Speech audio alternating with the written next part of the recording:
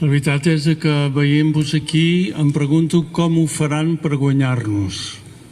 Com ho faran?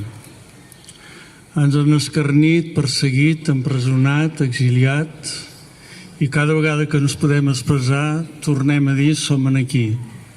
És veritat que a vegades estem cansats i decebuts, però tanmateix som aquí. I em sembla que hem fet un canvi que ja hi serem per sempre aquí. A mi m'agrada dir que un dia vàrem decidir deixar de ser súbdits per esdevenir ciutadans. I una vegada un sent el plaer de ser ciutadà no hi vol renunciar mai més.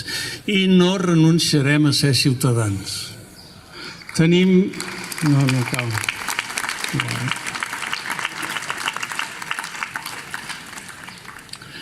Vaig tenir l'immens privilegi de conèixer-los a tots i diria que la majoria d'ells d'estimar-los. Ja que he sentit al Parlament d'abans dir que la Carme Forcadell i la Dolors Bassa són dues persones magnífiques que estan empresonades encara no se sap per què. A la Carme Forcadell per què? Perquè va permetre als diputats discutir, discernir. A la Dolors Bassa per què?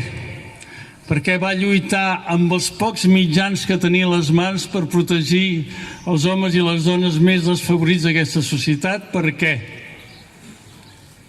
Avui, quan els hem vist amb aquell somriure, no?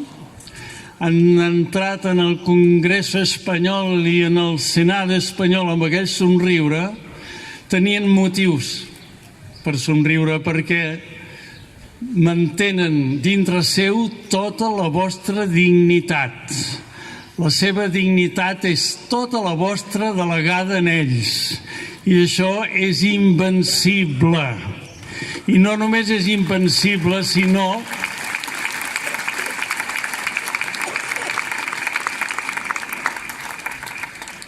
que és segurament, la revolta que estem fent a Catalunya és una revolta meravellosa que tota Europa ens mira i d'això en soc testimoni, que la gent diu com pot ser que en un país com el nostre hi hagi un moviment d'aquesta qualitat democràtica mentre Europa va cap a una deriva estranyíssima.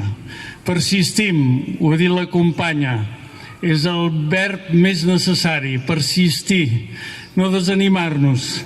I segur que el somriure de la nostra gent, dels 5 que avui entraven en el Congreso, serà un somriure, però és que jo no serveixo per aquestes coses.